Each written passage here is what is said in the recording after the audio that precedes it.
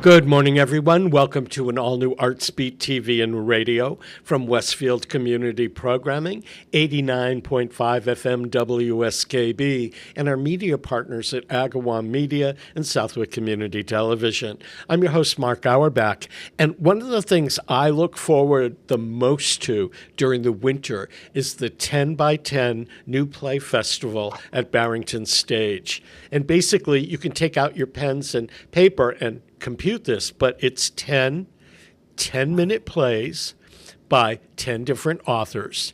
And it runs at the St. Germain Theater at Barrington Stage in February and into the beginning of March. Tickets are available for that at barringtonstageco.org. And it's one of the most sought after and fun theater events you're going to find all year long, particularly in the doldrums of winter. Peggy Pharr Wilson and Matt Neely from previous editions of 10 by 10 and the upcoming 10 by 10 are with us today. It's good to see both of you.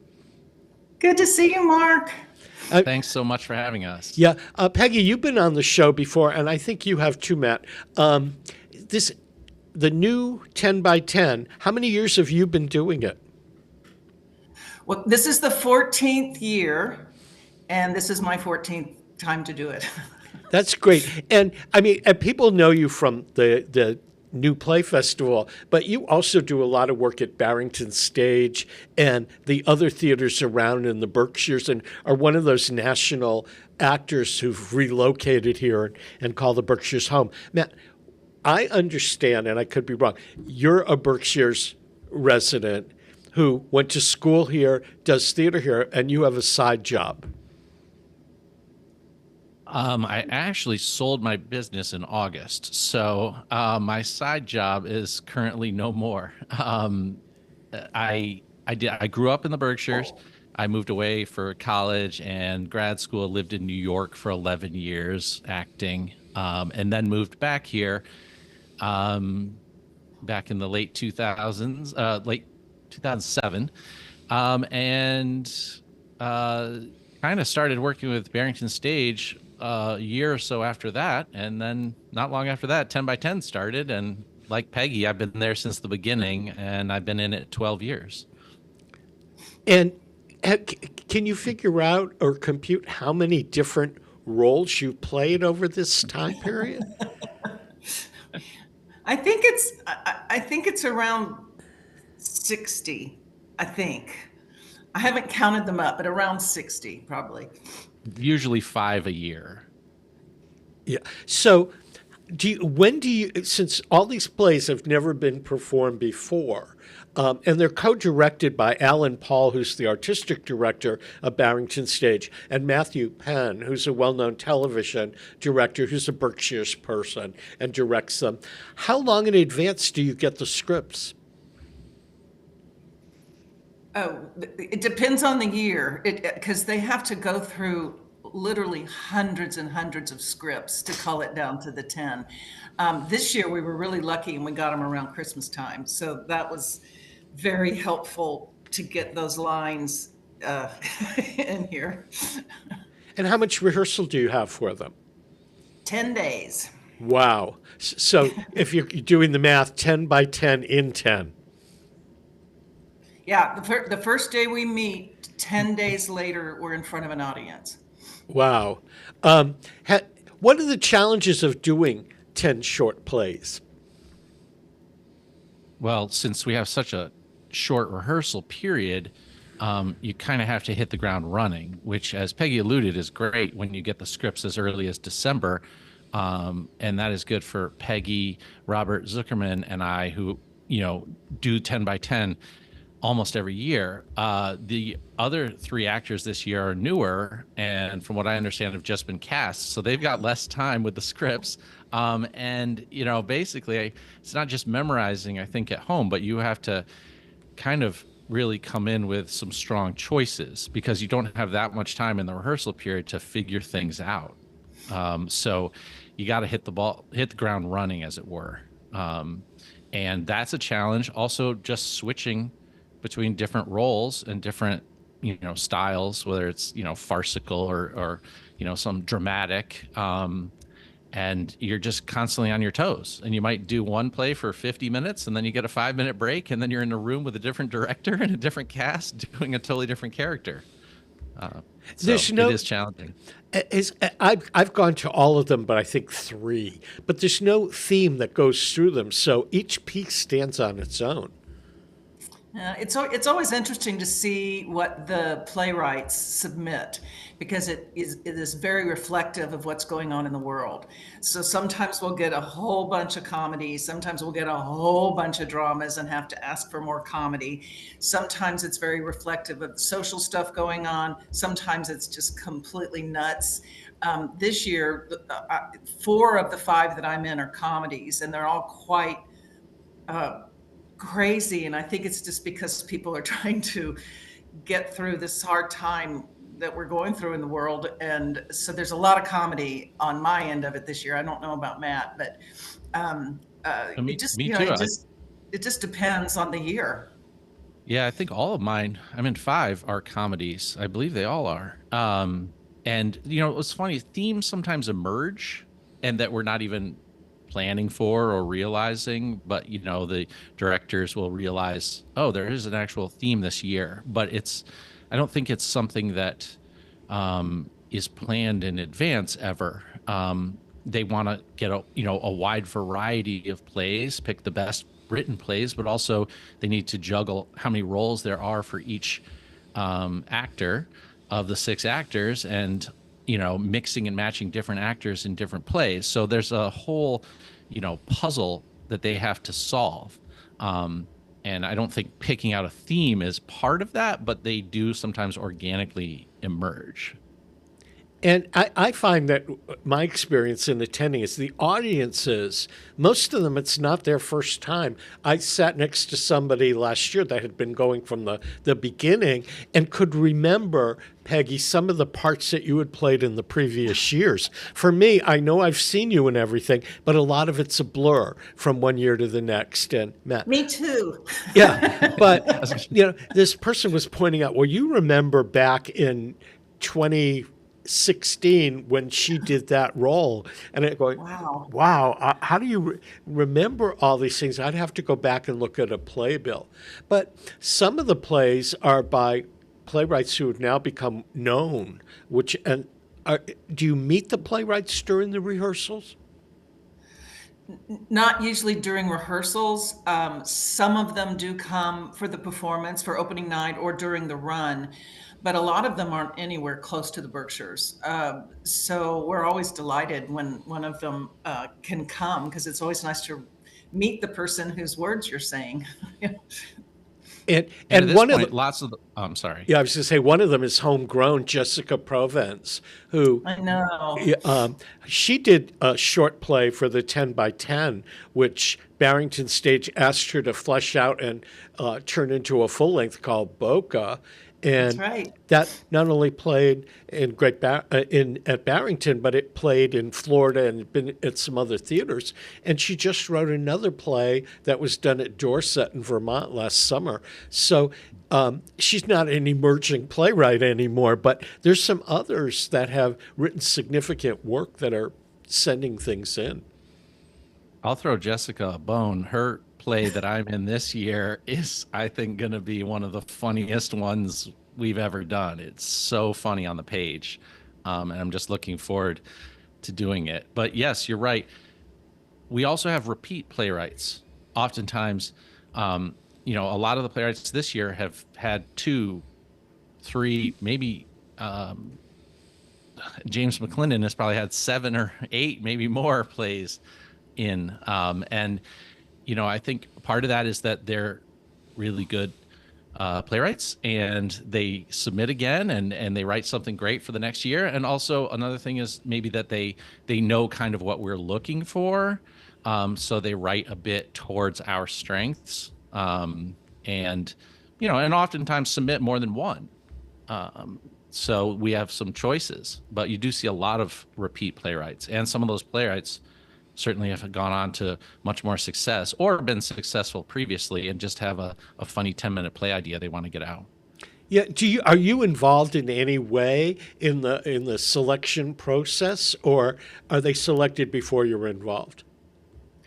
I've been on the committee a few times, and they send you like 60 plays or something, and you have kind of a list of, would this work, or what are the problems, or do you think this is good? But I haven't done that for a couple of years. I'm not a very good play reader because I'm such an actor.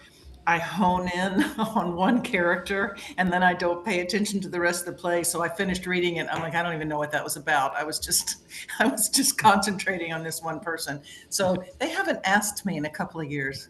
You're like, ooh, this one has a good role for me, and this one has a good role for me. We should pick these.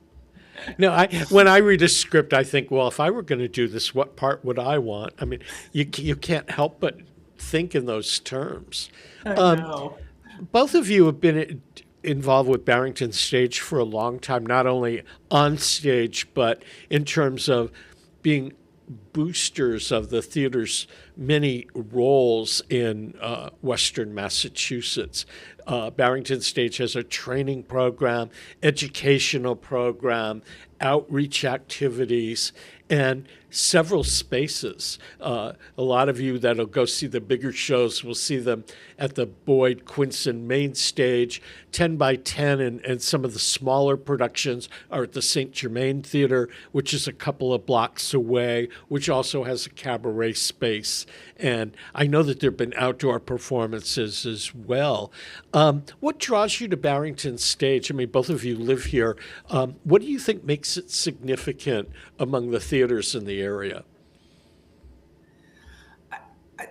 I moved here because my husband was hired to work. He was managing director of the theater for, I don't know, 9 years. I can't remember.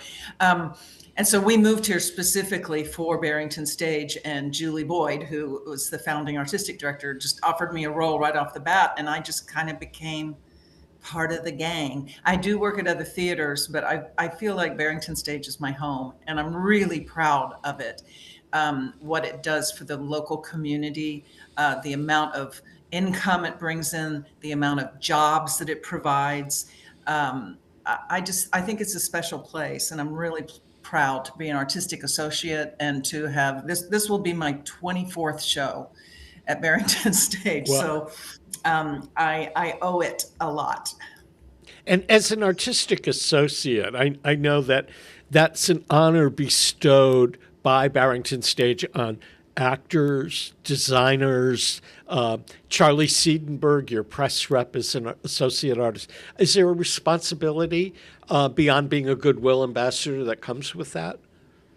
I wouldn't say responsibility. I think everybody that's in that group feels a great loyalty to the theater and a pride of being part of the theater. So yeah, we do other things. We go do speaking engagements sometimes.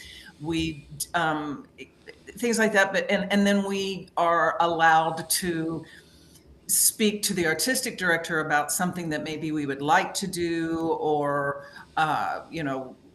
suggest plays. I don't know how often that works out, but we're allowed to give our opinions about that kind of thing. But it's basically just an honor, and I'm happy to do anything for that theater that I can. Yeah, the loyalty of the people involved in Barrington Stage and the audiences is kind of overwhelming.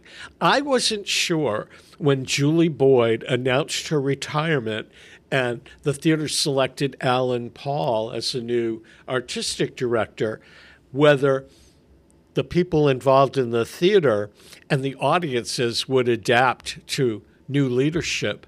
But it's been seamless. People are embracing the theater as much now as they did 2 years ago. Yeah, I think all of the theaters across the country are going through, ever since COVID, um, where we were legally not allowed to perform for over a year. It's taken all of the theaters a bit to get back on track and to convince audiences that it's safe to come sit inside at the theater. And so we've all been going through that. And Alan has been doing a fantastic job. And he's going to announce the season soon and picking plays and musicals. And everybody wants him to succeed. So he's got a huge group of people around him that will do everything to help him realize his vision. Now you grew up here. Barrington yes. Stage probably wasn't here when you were growing up. And I believe it just celebrated its 30th anniversary. What theater opportunities were around for you, and how did you become a part of Barrington Stage? Well, I'm from Williamstown, so I grew up going to the Williamstown Theater Festival, and certainly saw, many, many wonderful productions there over my, young years. I was involved with a children's theater in Williamstown called the Starlight Stage Company, which I did for 9 years. I was the longest. I think I still hold the record as the longest person ever as part of that youth theater. And then, after I went to college and grad school for acting, and after being in New York, as I said, for 11 years, I moved back. And I was focused on working as a financial advisor at the time. But part of the reason I felt okay about moving back to the Berkshires was I knew there was a lot of theater opportunity. And at that point, I'd only heard of Barrington Stage, but I started to go see shows, and I just immediately saw the caliber of the work they were doing and just wanted to get involved. And luckily enough, they had auditions for The Crucible for local actors. They wanted to do about half local actors since it's such a big cast. And one of the parts that was up was a part I'd played for 6 months in grad school. So I said, all right, I am getting this part. This is, I can't let this pass me by. And I was lucky enough to be cast in that. And then, I think it was a year later that Julie invented the 10 by 10 and called me up and asked if I'd like to do it. So, it was lucky. I had one audition and I got my foot in the door, and they can't kick me out. I've been there ever since. Yeah. Are you able to do other work besides 10 by 10? Yeah, I am. So I had a day job for 17 years, and I just sold that business, as I said, in August. So since then, I've become much more available and to do other theater, work at other theaters around the area, and we'll just see what happens. I recently joined the Williamstown Select Board. So as a Select Board member, I do have my hands full with a bunch of stuff with that as well. So it's not like I'm just sitting around twiddling my thumbs. But I am. And two little kids. I had two little kids. Yeah. But I am definitely looking forward to having more time and availability to hopefully get involved with, a lot more theater in the future. And how do you feel about the creative economy and the opportunities in the Berkshires and Western Mass? Do you feel, as you look ahead towards what you can do, that you can forge an acting career that's based here? It's interesting. I often say to people, like, living here doesn't give you any advantage. I did have the advantage for that one show, The Crucible, because they were looking for local actors. But for the most part, auditions are in New York. They're bringing up New York actors, even if the various theaters work with the same actors a lot. They're not usually local people. So I don't feel that there's an advantage to being local per se, other than just kind of being in the mix and knowing people and seeing the shows and being on the ground level. I don't think you can have probably a large career here, but I think you can find a lot of work opportunities. I've done a lot of readings over the years with a lot of local playwrights, and I know a lot of people, actors up and down the county, and playwrights and directors, and certainly there is a lot of work going on. It's not going to probably keep the lights on anytime soon, but if you have the ability and the time to work, there's a lot of work out there. And Peggy, you've certainly been successful with all of the Barrington stage things, but you do other work in and around. Do you get a chance, now that you're Berkshire based for a long time, do you get a chance to go, as they say, out of town and do stuff in New York or around the country? I do, and I get a lot of offers to do that. And if there's something local, I would rather stay home and do it. That's just me. I'm a little spoiled that I've been able to work pretty consistently here. There's so much going on in the Berkshires. That's what's so exciting. I mean, there's playwright groups, there's reading groups, there's so much happening. They've started doing filming here the last several years. Matt was in a film that was done up here, and so there's a lot of opportunity. And the more you're here, and the more you work, the more you meet people, and you know how it goes. Yeah, I mean, I'm astounded. I'm involved with the Berkshire Film and Media Collaborative. I help them on some projects through my company. And the amount of movies and documentaries and commercials and infomercials that are being shot in Western Massachusetts is astounding. It is, and it's grown so much just even over the last 5 or 6 years. And then I think it's outside of Albany where they film. What's that, like, American version of Downton Abbey? The Gilded Age. Yeah, the Gilded Age. Troy, yeah. And that's all filmed, right up there. And so there's just a lot of opportunities for local actors. And but to make an actual living, to pay your rent and whatever, especially if you're younger, you're going to have to go away somewhere. Yeah. And frankly, that's hard to do in New York City as well. It's not just hard. It's hard as an actor. Yeah, but the thing that I'm learning is I don't need to. I'm getting the opportunities to do a lot of work here in Western Mass, and I'm a native of Western Mass. And yeah, I still have to go to New York for some things, but I can make a large portion of my income and fill up a lot of my time here, and I'd much rather be here than getting on a plane and going somewhere. Me too. Especially in the winter, driving to the airport, it's not fun. Yeah, we miss a lot of our audience for the 10 by 10 because they've all gone to Florida for the winter. But the other side of that is that we have kind of a different audience for the 10 by 10 that maybe you would see in the summertime. It's locals. And when I'm at the grocery store or the wine store or whatever, I run into people every day at the gym, and they look forward to the 10 by 10 so much because there's nothing else going on. And that's where I feel really lucky that we get to meet a lot more local audience people, who come to see us do the 10 by 10, because it's hard not to like the 10 by 10. Even if you don't like one of the plays, it's 10 minutes. And you'll like the next one. Yeah. So it's very popular. It's really popular. And it's probably the most popular thing that comes along. And tickets are available at barringtonstageco.org.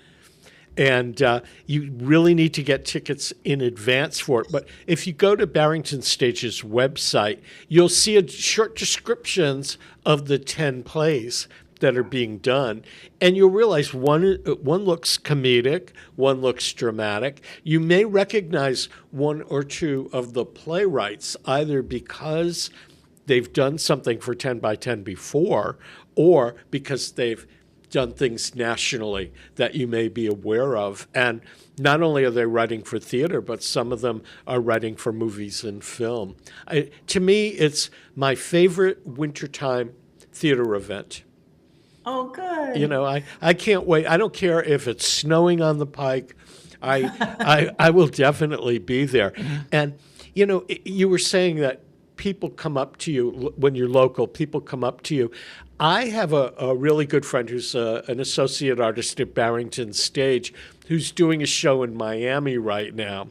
And Mark Dole. Mark Dole. And Mark... I've heard of him. Yeah, you've heard of him. And Mark was on a show here last year, and he had just come back from doing the Lehman trilogy in Miami, and he said that a lot of Barrington Stage subscribers and board members are snowbirds, and they would show up at the Stage Store to see him after his performances there. But he said he wishes he was up here in the winter. Yeah, he's there right now, and we've been texting, and it's like, it's 5 degrees here and snowing. How's it there? It's very rude. Yeah, I got a text from him. Is it cold? Question mark. Yes. Well, we only have a couple of minutes left here. Anything that you want to share about one of the characters you're playing in the Shears 10 by 10? Let's see. I play a mother of the bride who has microdosed mushrooms to get through the day. I play a woman that finds a guy she went to high school with 50 years ago, and they reunite. It's pretty fun. I play a woman who's trying to reconnect with her daughter who has some issues. I play a plagiarist. Are you in that one, Matt? When we're all in I'm the guy who leads the writers group. Yeah, and we all plagiarize each other. It's madcap. It's crazy. And then what's the other one I do? I can't remember. But they're all really fun. They're very original this year. Sometimes I feel like I'm playing the same role. And this year, I'm really excited about the parts I get to do. Matt, any favorite characters that you originated in the 10 by 10 over the years? I loved when Jessica's play that turned into Boca that I did, but we started that with just that lasagna scene, from the 10 by 10, and that was really fun. And then to watch that turn into a full play. My favorite thing I've ever done was written by Julie Boyd's daughter, Emily Boyd. It was a one-person, a monologue about a British librarian during the war, and the library's crumbling around her and she's dying. And it was just such a beautiful, beautiful piece. And still to this day, people will come up to me and say, I remember that one where you were the British librarian. So I remember that. I remember that one. It was beautiful, beautiful. Yeah, that's one of those ones that sticks with you. Yeah. Similarly, I had a monologue. I did a monologue once, and it was a Will Eno play about a football coach who basically starts to kind of fall apart and have a breakdown during a press conference because his life is falling apart around him. And that was super challenging, and it's scary to do a one-man show because you're the only one up there. But it was also very fun and funny and well written. So that was very memorable to me. Well, you'll get a chance to see Matt Neely and Peggy Pharr Wilson in the 10 by 10 New Play Festival opening soon at Barrington Stage in Pittsfield, Massachusetts. Go to their website, barringtonstageco.org now and get your tickets because those performances will sell out in advance. I want to thank both of you for being here today. Thank you so much. It's so good to see you. Good to see you too. And I hope you'll come back at some point, probably next year when we do the next 10 by 10. Definitely. Okay, we're going to take a break here to acknowledge our underwriters. We'll be back with more Artsbeat. Peter Coles is our chief engineer. I'm Mark Auerbach. Don't go away. Support for the community programming of WSKB is provided by the Dunkin' Donut Shops of Westfield and the Sardinia family. It's nice to know that even as the world changes, Dunkin' Coffee remains the same at 7 convenient locations throughout Westfield. Underwriting support for the community programming of WSKB is provided by the Greater Westfield Chamber of Commerce, the voice of business for the Greater Westfield communities. Informing, educating, advocating, the Chamber provides opportunities for members to make meaningful connections on local, regional, and state levels. For more information on the Chamber's many events, workshops, and programs, as well as the benefits of membership, visit westfieldbiz.org. The Chamber focuses on the most important economy, yours. Hi, it's Bob Plass, and I have Wow, It's Tuesday, every Tuesday, 6 to 8. Wow, it's Tuesday. Community Radio 89.5 WSKB. I did it! Live from Studio 120 at Westfield Technical Academy, this is WCPC Channel 15 and 89.5 FM WSKB Westfield. Welcome back to Artsbeat, everyone. I'm Mark Auerbach. Peter Coles is our chief engineer. The Springfield Chamber Players open their Westfield Athenaeum series this month on Thursday, February 27th at 7 o'clock at the Athenaeum. And the Clarinet Quintet will be the featured ensemble. And with me this half hour is Miho Matsuno, who is a member of that quintet. She's a violinist with the Springfield Symphony Orchestra, and she's part of the Orchestra Advisory Committee that forms the Springfield Chamber Players. And Miho, it is so good to see you. Great to see you, Mark. How are things going in the new year?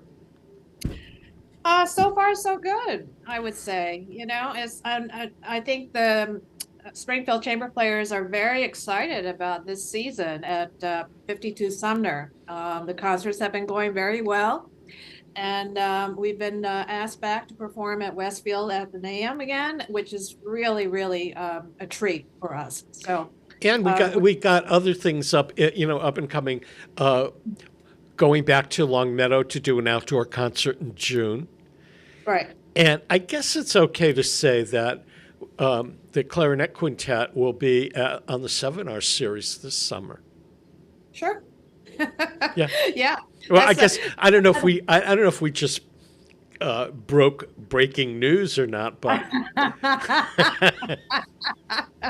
well, we just did.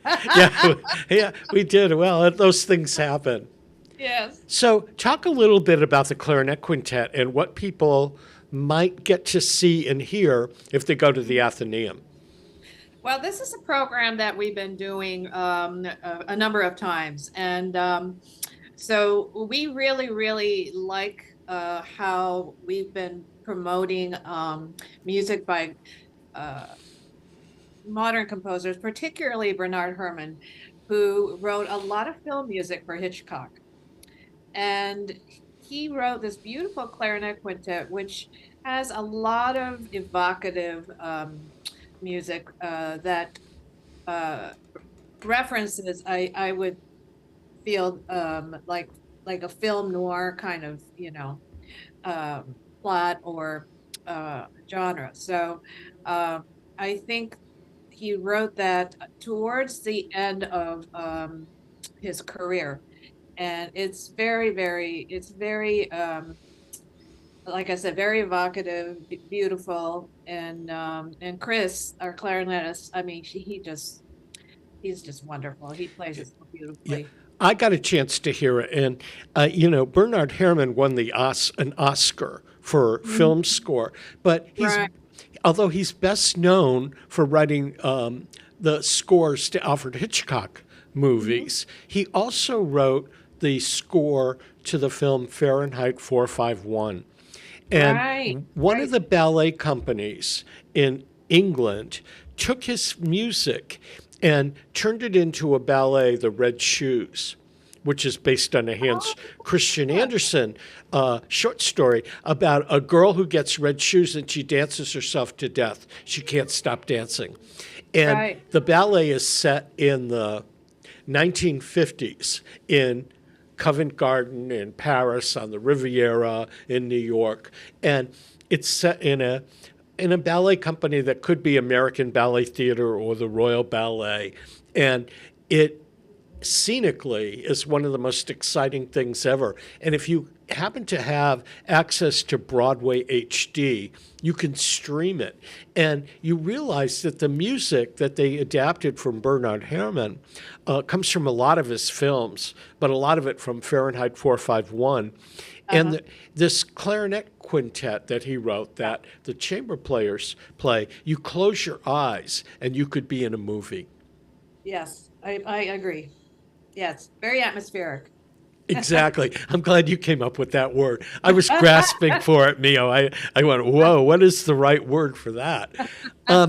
You're also doing a piece of music by Alexander Borodin, Yes. and that influenced, actually, parts of that were taken and used in the Broadway musical Kismet. And there were two songs, Stranger in Paradise and This Is My Beloved, that are part of that quartet. Yeah. And what about the Bangles, Bobbles? Bobbles, Bangles, and Beads. Yeah. Yeah. Actually, we're playing the movement that was turned into that song. Yeah. Yeah. And then the main theme, I guess, would be one of the other songs, right? The love story song. Yeah. But yeah, I was actually kind of glad that there was a connection there, with musical theater. Because I only picked it out because I liked it, but then I found that there was actually a connection, so I was rather pleased by that. And then there's another one. I can't remember who wrote it, but it's the music of Duke Ellington reconfigured. Yeah, and Paul Chihara is the arranger and composer for that. He is just wonderful. We performed actually a piano concerto of his in Springfield Symphony. And he wrote these Ellington arrangements for a string quartet. And our other violinist, Masako, she happens to be the concertmaster of the orchestra, is good friends with Paul. And she called him up one day and said, hey, look, what do you suggest, for music, for this kind of program? And he suggested the Ellington, and we've been playing that, ever since. So we're very lucky to have somebody, current, and somebody who can recommend these kind of compositions. And Paul also, was very involved in film and TV music too. So he understands the whole genre. And what's it like playing this more contemporary stuff versus the Mozart and the Beethoven and the Brahms? It's different, but not so different in that, anytime you get together as a group, you have to explore the music as if it were the first time, no matter how old the music is. So contemporary music is the same. You may not have played it before, you may have, but we are all exploring it and rehearsing it and looking at it together with fresh eyes. And every performance so far, despite the same program, it has been different. We've interpret it somewhat differently, and the performances have come out a little bit different. So that's the nature of live music. Yeah. And the other thing I've learned is that there are people that saw this concert last year in Springfield that want to go see it in Westfield, because it really is not your typical chamber music thing, but it's as though a chamber music group is playing today's music. Right. Yeah. And it's also very, very important for us as musicians to be performing for a live audience in a beautiful setting, and that's what we do this. That's why we do this, to share our music and our love of music with people live.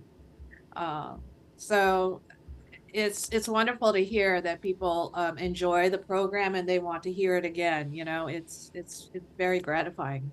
And one of the things that people say to me is they like going to Springfield Chamber Players performances because you get to actually look at a musician playing, not a stage of 75 of them, but you get to see how they interact. And how they hold the bow when they play the violin, or how they interact with each other, which you can't experience when you're in a big concert hall with a big orchestra. Yeah, it's very intimate. And right now, actually, we're offering what we call a donor perk, where if you donate $500 or more to Springfield Chamber Players, you have the option to sit on stage with the performers of a concert of your choice. So you can really, see what we do. Yeah, we had donors that during Johnny Appleseed that sat up on the stage. They had a great time. Yeah. No, it's a very unique, chance for people to experience what we do. And a lot of people find it so fascinating just to be close up and look at our hands and our postures and the music even, up close and personal. So yeah, anybody out there who wants to sit on stage with us, please do so. But it's $1,000 to sit next to you, right? Now make that 5. While we're talking about this, if you want tickets to this particular performance, February 27th, it's at 7 o'clock at the Westfield Athenaeum. And free to all ticket holders, Guy McLean, who's the Athenaeum director, will do a pre-concert talk at 6 o'clock at the Westfield Athenaeum. And tickets are available at westath.org. If you're interested in the other concerts that the Springfield Chamber Players do, you can find their information at springfieldsymphonymusicians.com. And that includes the upcoming concerts at 52 Sumner and the outreach programs that we do in other places. Miho, you've had a pretty busy year with all of this stuff.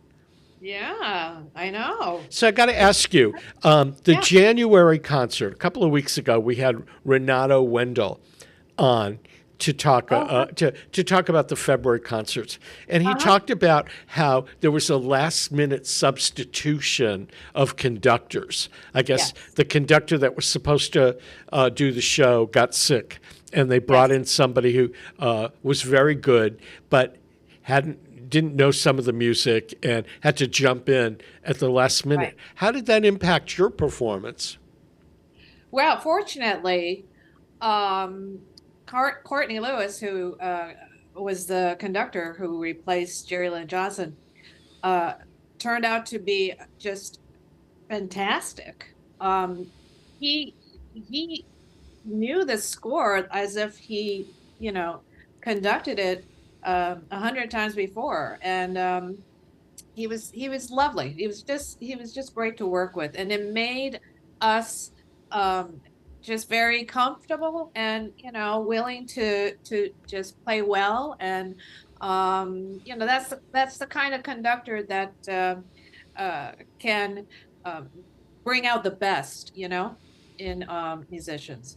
So we really liked him a lot. Is that the kind of backstage drama that makes everybody work harder? I don't think there's any. No, there's no drama like that. But he was very, very, very professional, very polite, and he just let us play. He didn't have any real criticisms. He just allowed us to play our best, and that's one of the things that we look for in a really good conductor, to just let us play our best. And how have you liked the pieces of music you've been able to play this season? It's been interesting. They've mixed it up a lot. It's not your standard programming anymore. It's they have a lot of different themes now. We had like a Hispanic kind of heritage theme back in November, and this was our annual. This past concert was our annual Martin Luther King Jr. Tribute concert. But yeah, it's different. But we're enjoying it. We're having fun. The only thing we don't like is just having a different conductor each time. That's the only drag. But if we're lucky to have somebody like Courtney, of course, we're delighted. We're going to take a quick break to acknowledge our underwriters that make Artsbeat possible. Before we do, if you want tickets to see the clarinet quintet from the Springfield Chamber Players at the Westfield Athenaeum on the Thursday the 27th, get those tickets at westath.org. Peter Coles is our chief engineer. I'm Mark Auerbach, and we'll chat more with Miho Matsuno after these messages. Support for community radio on WSKB is provided by Betts Plumbing and Heating Supply Company, an independent, family-owned wholesaler serving Westfield for over 50 years, specializing in plumbing, heating, and industrial piping supplies. On the web at bettsplumbing.com or at 14 Coleman Avenue in Westfield. Underwriting for the community programming of WSKB is provided by the Boys and Girls Club of Greater Westfield, serving the youth of the Whip City and surrounding communities since 1969.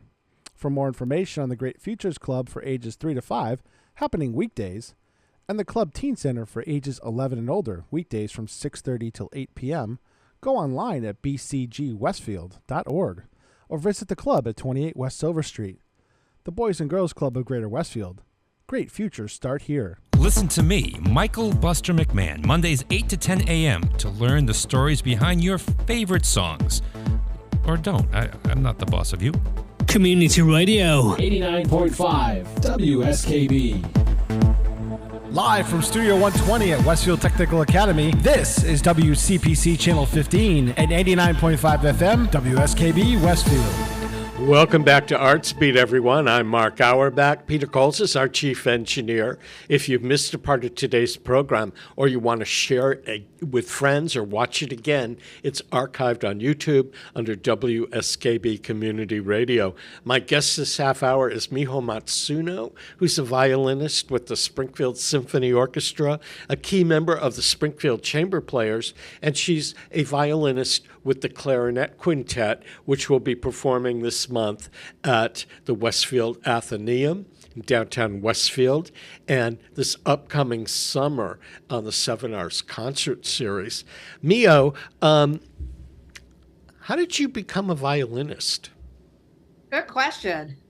It was actually all my mother's doing. She got me started taking violin lessons when I was about 5. And I just kept at it, and then eventually I really fell in love with music and playing music, especially when I started playing with other people.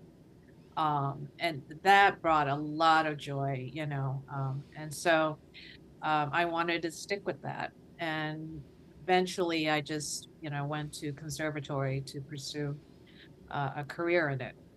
And you've performed with the Springfield Symphony for quite a while, but you perform with other ensembles as well. Yes. I'm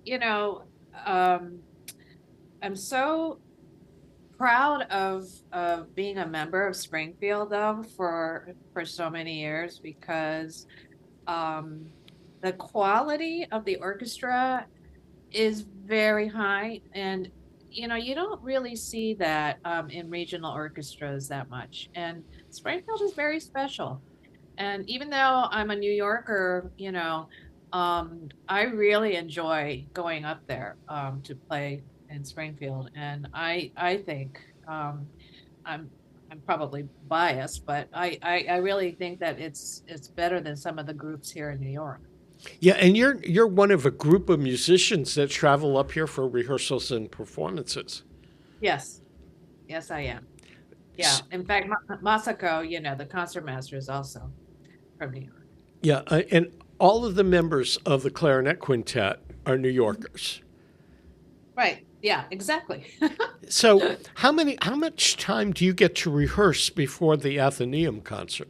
Well, we basically decide how much time we need. I mean, obviously, when we were first performing this program, we had to have more time to go through each piece. But now, since we have 2 concerts under our belt, we probably don't need as much rehearsal time. So we're going to meet about 3 times for the clarinet quintet pieces and 3 times for the string quartet pieces. So a lot of people that people just don't show up and play. There's always rehearsal involved in it. Well, not only are the rehearsals, together as a group, but you have to be responsible for your own part as well, which is, another preparation time that you have to take. And a lot of people also don't understand that even in orchestral playing, you have to practice and learn your part before you rehearse as an orchestra. People don't consider that, as part of the job, but it is. It's actually the most important part of your job is to learn your part. So how much practice time do you put in a day on average between learning the Springfield Symphony stuff, the chamber players, and the other things? Well, at the moment, I'm spending a lot of time on the chamber players' music. I would say about 2 to 3 hours on that, maybe a little less. And then when the big orchestra concerts, I would spend about another couple hours, on the pieces on those concerts. So yeah, I mean, it's like I said, it's a lot more preparation than anything else. And if it's a piece that I've done before, then I would just go to certain spots where I know I need to nail, But yeah, it's been busy. You were saying at one point that not only do you do classical music, but you've done the orchestras and some Broadway musicals too. Yeah, but not for a long time. The musical stuff. Yeah. I mean, Yuko, the violist in the clarinet quintet, and Chris, the clarinetist, they both are currently playing Broadway shows. I haven't done it in a while. But it's another, completely different scene. But again, you still need to learn your part, when you go into the pit. So it's just that, you're playing the same music over and over and over again every day, which can get kind of monotonous. But, but the Philharmonic does the same program, every other day for a month. So it's, I guess it's the same. Yeah.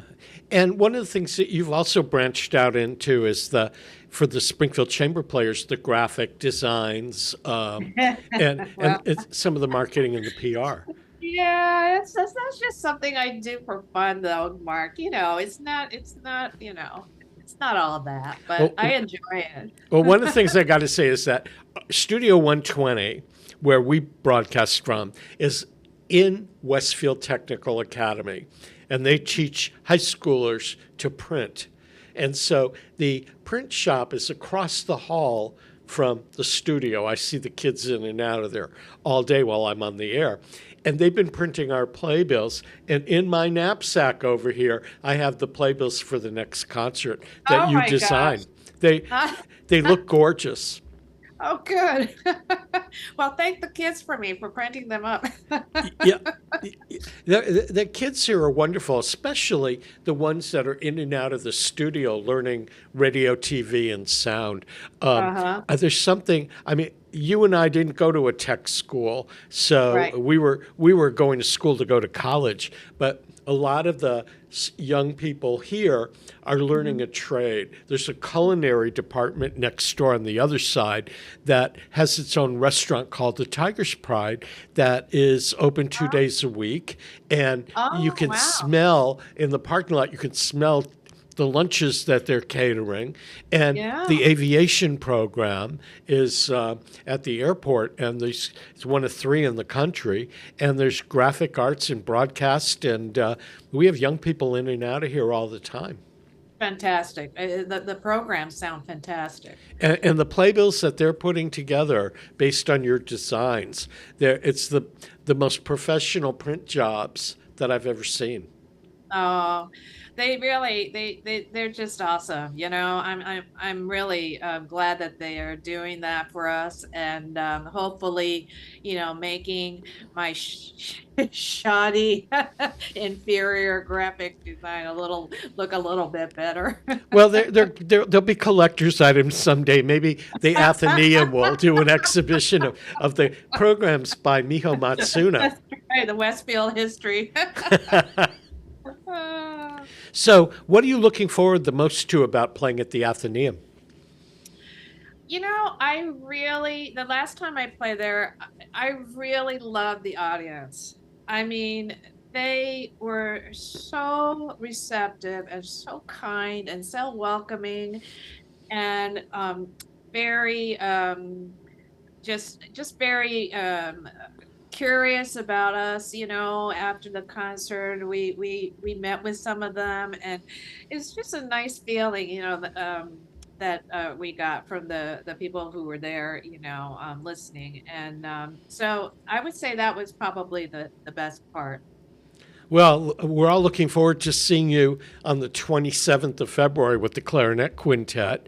And I can't remember who all the musicians are, but you should give them a quick shout out. Sure. Masako Yanagita is the other violinist, who is also the concertmaster of the Springfield Symphony Orchestra. Yuko Naito Gote is actually a violinist as well with the Springfield Symphony Orchestra, but she is playing viola this time on this concert. The cellist is Patricia Edens. She used to be a former member of the orchestra. And of course, Chris Cullen is our beautiful, wonderful clarinet player. And he is the principal clarinetist of the orchestra. Okay. So, you can get tickets for this at westath.org. Miho, thanks for being here. thank you. We're going to leave today's program with a recording from the Broadway musical Kismet. This is Julie Andrews with Baubles, Bangles, and Beads. Peter Coles has been our chief engineer. I'm Mark Auerbach. We'll see you next week.